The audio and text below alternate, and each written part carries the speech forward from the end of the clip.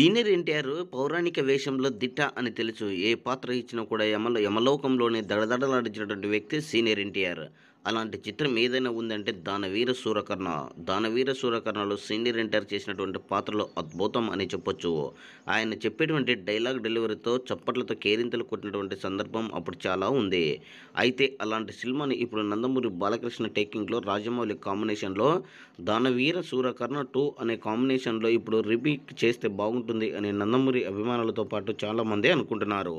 ఎందుకంటే బాలయ్య కూడా డైలాగ్ చెప్పడంలో దిట్ట అని మనకు స్పష్టంగా గమనించుకోవచ్చు.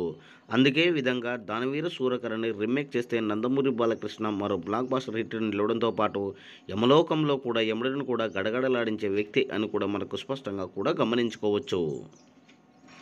మరి ఇలాంటి 'దానవీర సూరకర్ణ' చిత్రంని రాజమౌళి మరియు బాలయ్య కాంబినేషన్‌లో సినిమా చేస్తే బాగుంటుందా లేదా అనేది మీ యొక్క అభిప్రాయాన్ని కామెంట్ సెక్షన్ కూడా తెలియజేయండి.